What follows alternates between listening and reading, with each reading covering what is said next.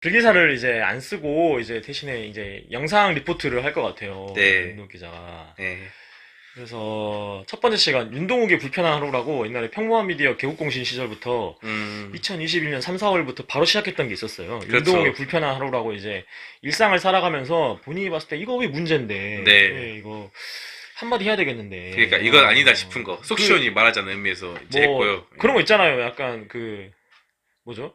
약간 지금 공부하면 뭐 대학 가서 미싱할래 뭐 이런 거 있잖아. 그렇지. 대학 가서 미팅할래, 공장 가서 미싱할래. 지금 공부하면은 앞으로 90년이 편하다 이런 문구 네. 너무 거슬렸죠. 길을 가면서 이게 그러니까, 예. 결국은 이제 그 입시를 조장하는 거거든요. 이게. 예, 그러니까 뭐 지방선거 있었을 때 그때 교육감 선거에 그런 약간 플랜카드나 표들을 보면 구호를 보면 그러니까 이게 뭐냐면은 계속 이제 약간 교육감이라는 게 그러니까 그 서울대 보내는 게 교육감 역할이 아니거든요. 그러니까, 그렇죠. 그러니까 현실적으로 물론 이제 그 뛰어난 입시 성적, 네. 학력, 학벌 성적 뭐 이런 것들도 고려하지 않을 수는 없겠죠. 난 그거는 정말 할 말이 그러니까 많은데. 근데 입시 위주 교육이 한국 사회 입시 위주 교육 때문에 문제가 많이 파생되니까 그렇죠. 그 부분을 약화시키는 부분을 더 강조했으면 좋겠는데 모든 교육감 후보들이 뭐 1등 광주 뭐 이런 실력 이런 식으로 광주. 뭐 실력 광주 그렇지. 나는 솔직히 실력 광주란 말이 너무 조회한 것 같아요. 왜 그런 줄 알아요?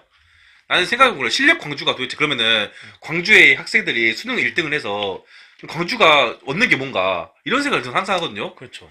그냥 그러니까 좀 표현을 격하게 할게요. 그냥 딸딸이밖에 안 되는 거예요. 왜냐면은 저는 그 광주 학생들이 행복한 게 중요하지 공부를 잘하는 건 저는 중요한 건 아닌 것 같아요. 결국은요. 그럼 저 이렇게 해보자. 이것만 얘기할게요. 그래서 수능 1등을 해서 광주 학생이 그 친구가 광주에 있는 전남대를 갈까요? 서울대를 갈까요? 그거 생각해야지 먼저. 아니 그러니까 뭐 그런 것도 있는데 네. 그러니까 뭐 단순히 인구 유출을 뭐 다 떠나서 네. 그러니까 이제 이거 오해할 게 만약에 전남대도 좋은 대학인데. 그러니까 알겠어. 네. 아니, 그 말이 아니라 네. 국가 예산이 이제 광주로 많이 유입되지 못하니까 네. 이제 우리가 공부해가지고 뭐 한국이 그랬잖아. 한국 전체가 네. 무슨 네. 뭐 6.25 전쟁 끝나고 나서 근데 저는 하고 싶은 말은 내 말 그거예요. 들어봐. 네. 알았어. 그러니까 한국 전쟁 끝나고 나서 네. 우리가 뭐 다 있는 건 뭐 기름 한 방 안 나지 이런 말 하면서 네.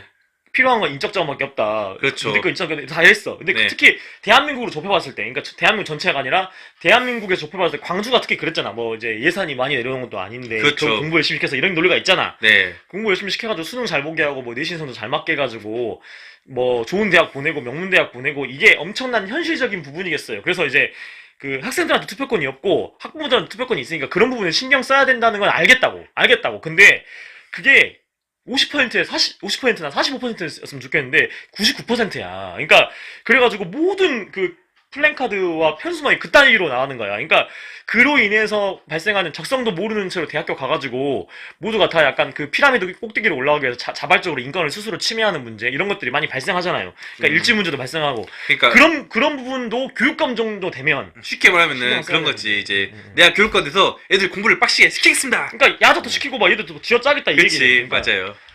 그러니까 그런 부분을 아무 신경 안 써서 적성을 찾아주겠습니다. 이러면 당선이 안 돼, 당연히. 맞아요.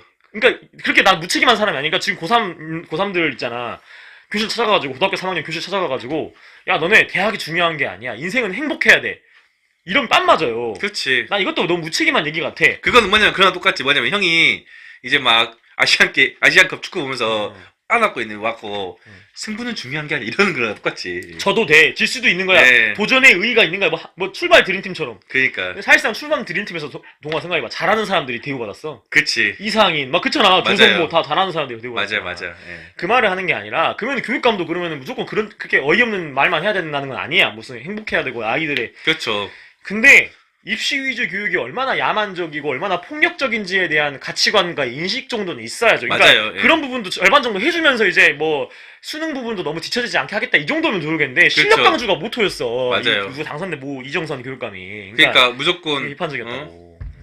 애들 공부를 잘하게 하겠다 이거에만 초점을 맞춘 그러니까 거고. 솔직히 말할까? 그러니까 그 교육감, 그러니까 공적인 공직을 뽑는 거잖아. 교육감이 쉽게 말해서 입시 학원 원장 같은 얘기를 하는 거야. 그러니까 그렇지. 입시 종로의 입시학원 원장, 대성학원 원장, 재수학원 원장처럼. 맞아요. 그러니까 입시 컨설턴트처럼 얘기하는 거야. 사교육 가상. 김지영 선생님 된 거지. 예. 그러니까 적어도 그러니까 현실적인 부분을 고려하면서 되게 약간 세련된 정책을 낼 필요가 있지. 그렇죠. 그런가 동시에 다른 부분, 입시 위주 교육으로 인해서 얼마나 그 많은 사람들이 자살하고, 그러니까 얼마나 폭력적인 한국 사회에 망쳐놓고 있는지에 대한 인식 정도는 해야지. 그러니까 그 맞아요. 얘기를 사실 하는 이제 그런 것들은 이제 저희가 아까 능력주의 그 책 읽었잖아요. 한국의 능력주의.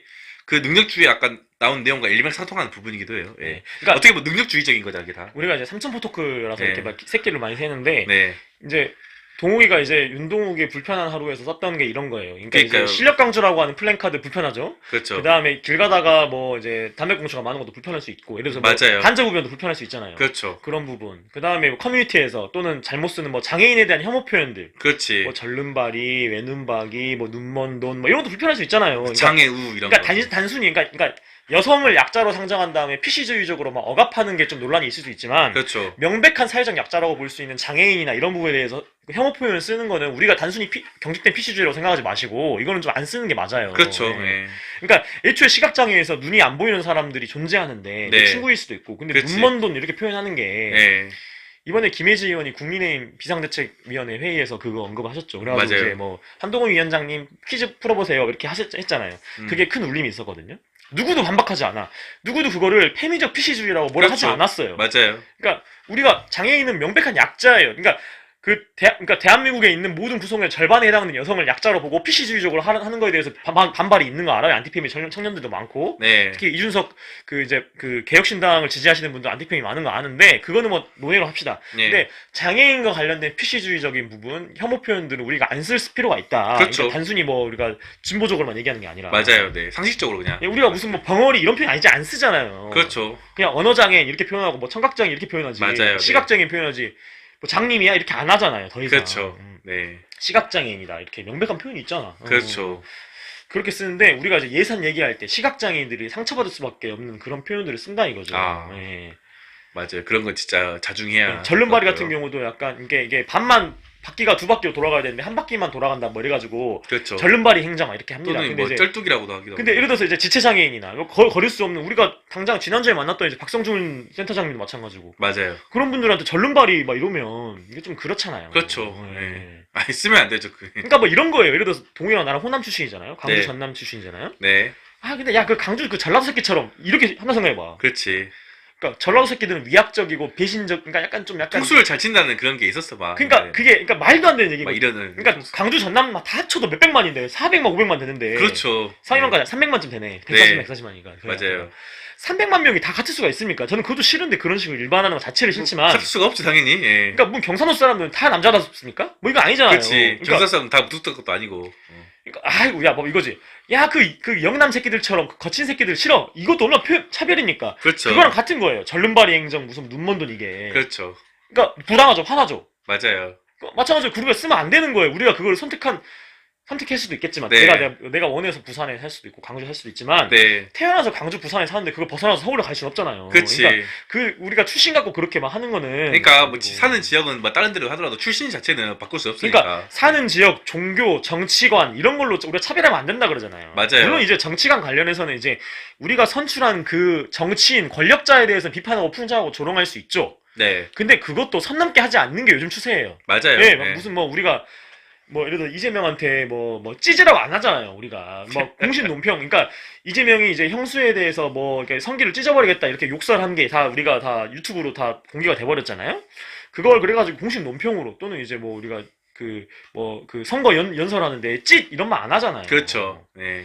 그러니까 우리가 선출한 권력자 정치인에 대해서 말을 가려하는 추세인데 네.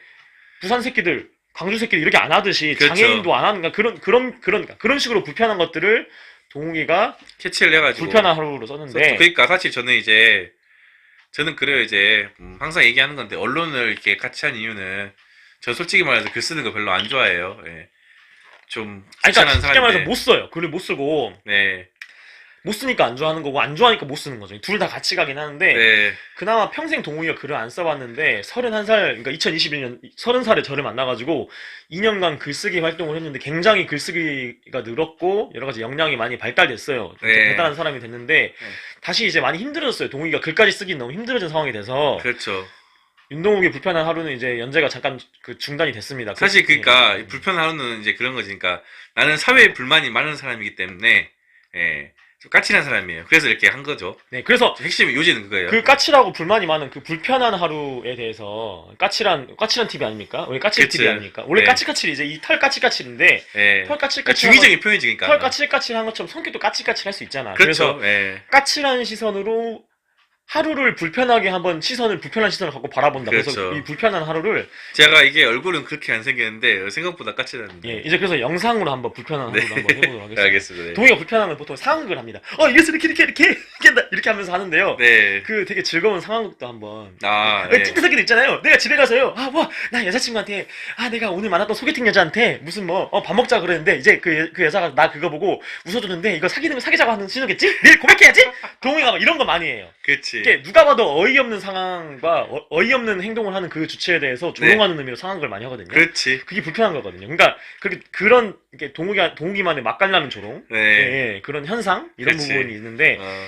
그거를 영상으로 한번 풀어보고 싶어요. 이제 그 전에는 글로 풀었어요. 그 사실 영상을. 어떻게 보면 내가 좀 까는 걸, 누구 까는 걸, 뭘까를 까는 걸 좋아하는 것 같아. 근데 그 동욱이가 그 내가 말한 네. 그 상황극 있잖아. 그걸 네. 글로도 잘 썼던 것 같아. 아, 적절한 그래요? 형용사. 어. 뭔지 알지? 그러니까 좀 약간 완전 씹어내는 형용사 있잖아. 그치. 말도 안 되는 그 표현이 좋더라고. 역사적인 막 그 비유도 들어가지고. 그치. 형용사 쓰고. 맞아요.